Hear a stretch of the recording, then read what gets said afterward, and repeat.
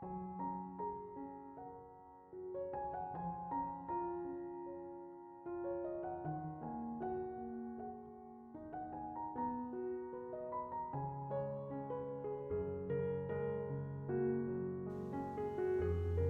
Ibu, Saudara-saudari, adik-adik kaum muda yang terkasih, selamat pagi. Apa kabar hari ini? Semoga kasih karunia dari Tuhan kita Yesus Kristus menyertai perjuangan hidup Anda semua. Hari ini, gereja seluruh dunia merayakan hari raya kelahiran Santo Yohanes Pembaptis. Kita akan kembali mendengarkan dan merenungkan firman Tuhan. Mari kita siapkan hati kita. Tuhan sertamu dan sertamu juga. Inilah Injil Yesus Kristus menurut Santo Lukas. Dimuliakanlah Tuhan.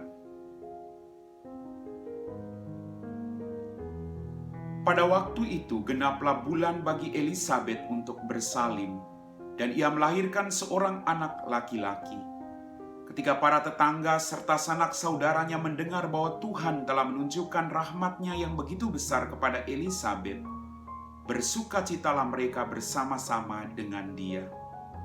Maka datanglah mereka pada hari yang ke-8 untuk menyunatkan anak itu. Dan mereka hendak menamai dia Sakaria menurut nama bapaknya. Tetapi Elisabet ibunya berkata, "Jangan, ia harus dinamai Yohanes." Kata mereka kepadanya, "Tidak ada di antara sanak saudaramu yang bernama demikian." Lalu mereka memberi isyarat kepada Sakaria untuk bertanya nama apa yang hendak ia berikan kepada anak itu. Sakaria meminta batu tulis, lalu menuliskan kata-kata ini, "Namanya adalah Yohanes."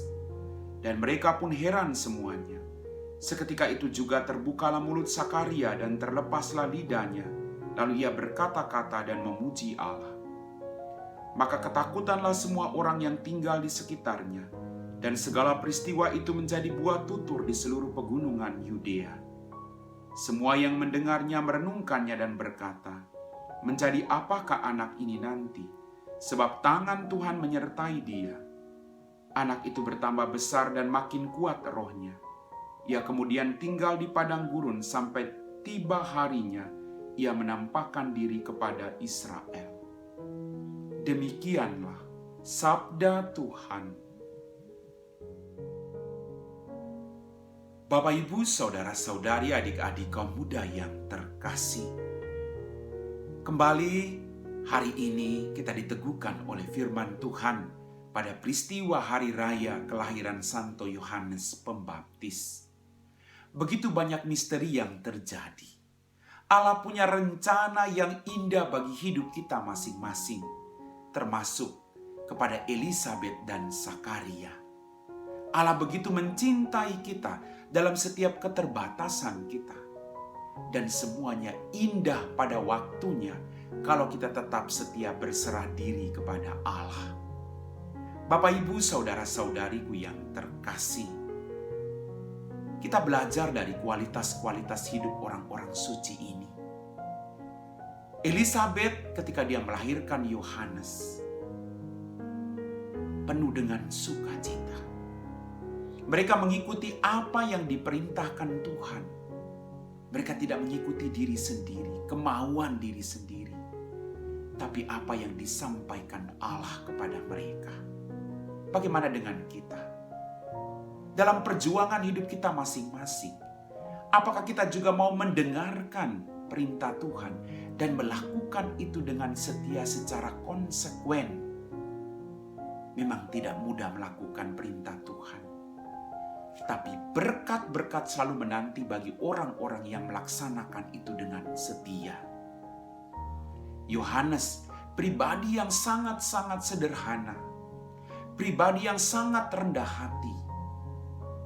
Seluruh hidupnya dibaktikan untuk mempersiapkan jalan bagi Tuhan. Kita diajak belajar dari sikap hidup Yohanes Pembaptis. Kita juga diajak untuk mempersiapkan jalan bagi orang-orang yang mau mengenal Tuhan. Melalui tutur kata, sikap, tindakan.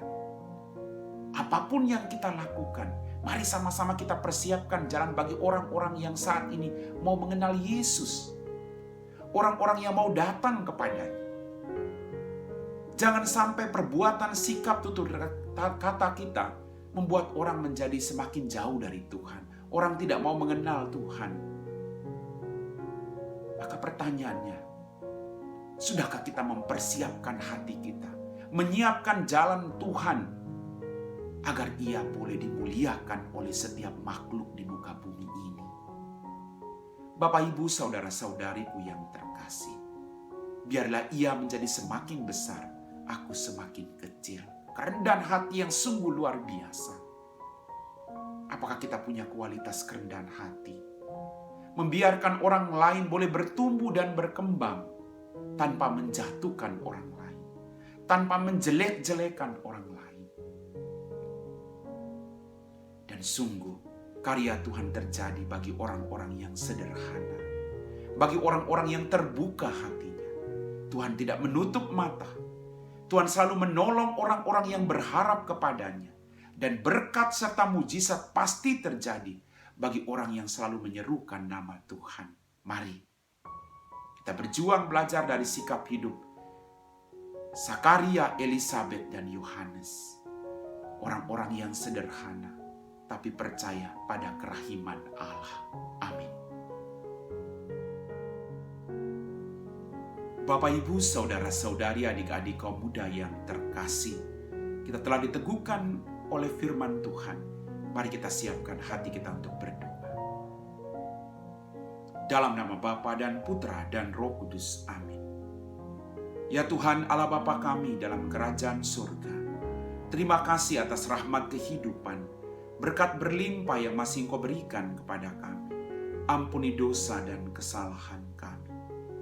Terima kasih atas firman-Mu hari ini, yang mengajarkan kepada kami kerendahan hati, keterbukaan pada setiap sabda-Mu yang membawa kami kepada keselamatan.